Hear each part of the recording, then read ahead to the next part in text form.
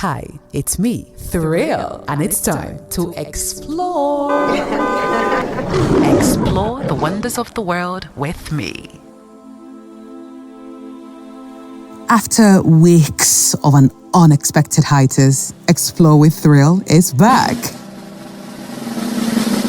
with a thrilling episode. This episode 11 is specially dedicated to my father, Apostle Arizo Kafo, who passed on recently but was a lover of the fascinating unknown.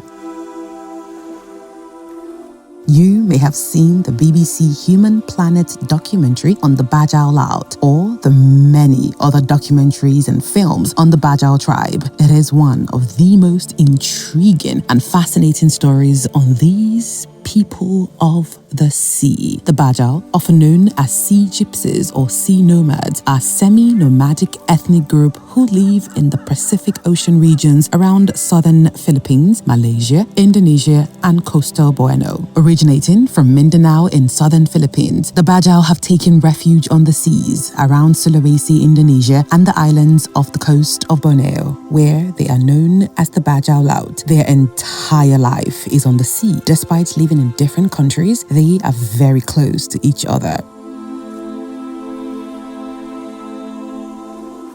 Trying to find information on visiting the Bajau can prove difficult. Online, you really won't find much information on how to visit the Bajau. You, however, find plenty of warnings warding you off from attempting to do so.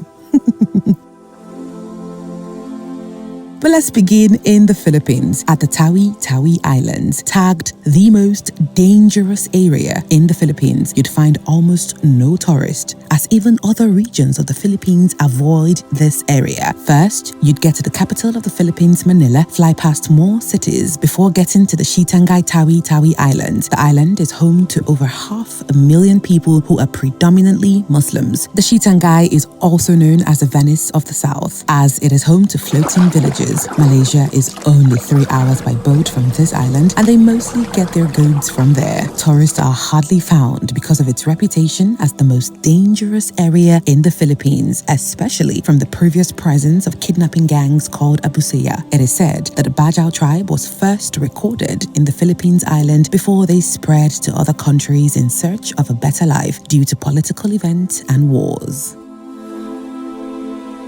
On the other side of the country in Indonesia, at the Sulawesi Islands, also called the Islands of Wonders in northern Indonesia, the Kabalutan village holds the Bajau people of this region. It takes days to go from the capital Jakarta to find the Bajau people living in this region. They were initially known to be pirates in these waters in the 18th and 19th centuries and were hunted by many countries until they gained identity, citizenship, and eventually stopped their pirates' past. Finally, visiting the Bajau in Sabah, Borneo. From Malaysia's capital Kuala Lumpur, you take a flight to Tawau, a small city bordering Indonesia in Sabah. Tawau is about an hour taxi to Sempona, the starting point to set off to see the Bajau of this region that is more known for scuba diving. You'd need a local guide that will take you through the area, helping you understand life here. On the guided wooden boat tour, they will tell you about the ongoing conflicts and threats of pirates. You may get a chance to visit a few of the homes, as many of the dwellers, especially the Bajau in Tatagan, are much open to visitors than other villages. They will show you how to fire the wooden spear gun they use to fish with and may also cook you a fish dinner in their still home.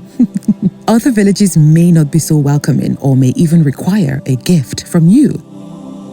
Now, some fact about the Bajau tribe. They are predominantly nomadic fishermen and women and sailors and can spend about 15 minutes or more on the water. The Bajaus use traditional methods of fishing like spears and hand lines and hunt over 200 types of fish. These sea gypsies have taken to becoming sea farmers by growing kelp and selling different variations of the plant to land dwellers. They don't actually breathe in the water, but with years of practice and diving from a very young age, they are able to endure long periods on the water.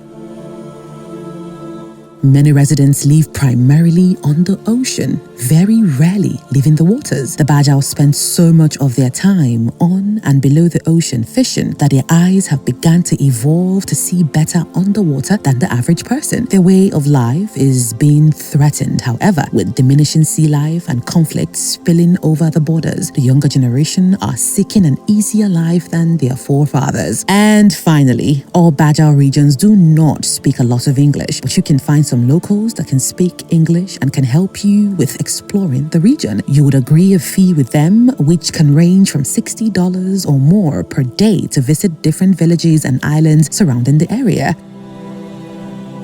The best time to visit the Bajau people is typically from March to October during the dry and sunny season, which is ideal for experiencing their culture and seafaring traditions. There are not many places in the world that can still leave you short of words with unbelievably blue, crystal clear waters and untouched landscape. And I hope I get to see it for myself someday. Until next time.